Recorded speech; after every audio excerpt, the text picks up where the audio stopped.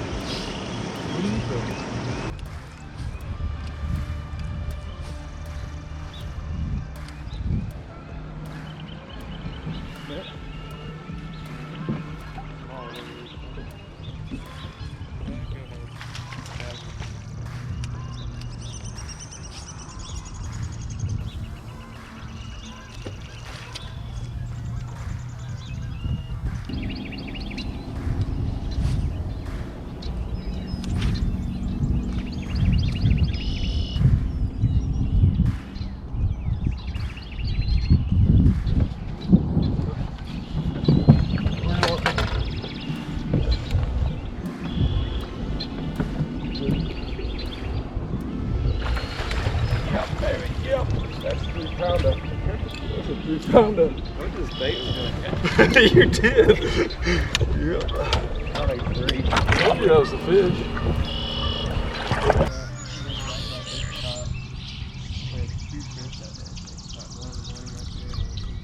Oh really?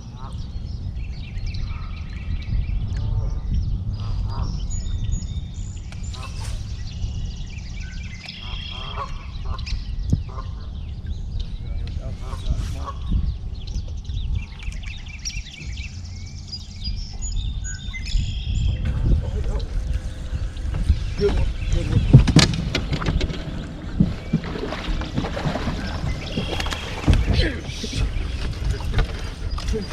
That was gonna be a swallow. That's a 3.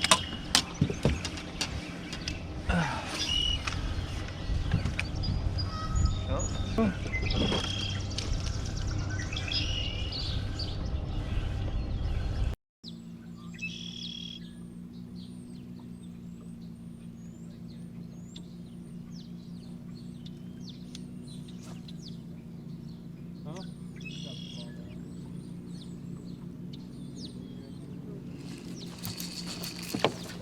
Huh? Small. Small mouth. Yeah. Small mouth. Sounds like he's giggling.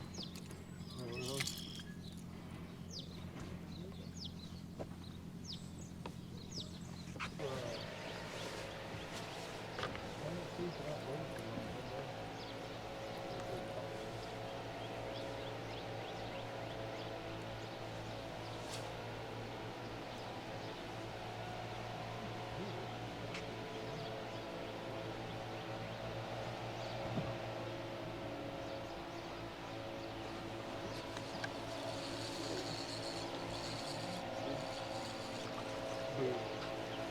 Boom.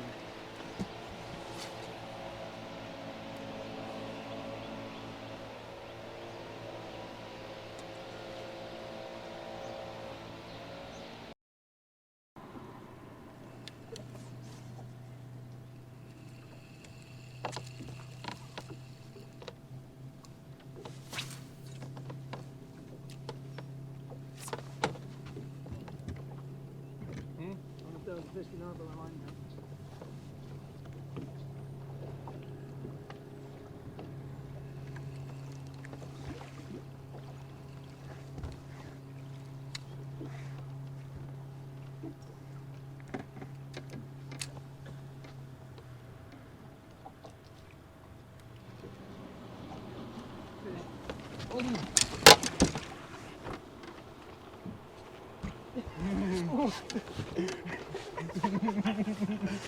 Woo!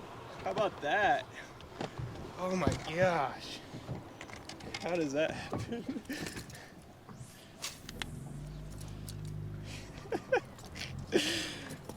Oh, is it rolling? Oh, it's on.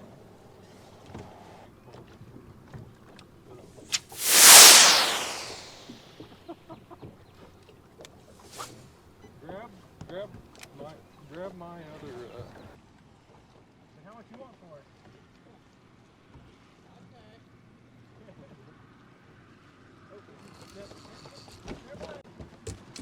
What do you want, man? Nope. Ah! Got excited. I got excited too.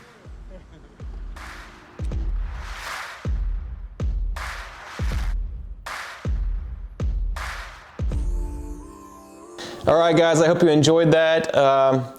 We had 4 keepers, but we found the right size this time. Like I said in my practice video, I'll link that up here. I was on a 1.5 pound average, and I was pretty confident that I could get a limit, and that didn't happen, but we had the size. We had 4 fish for 11.74 pounds, and it took 11.9 to win.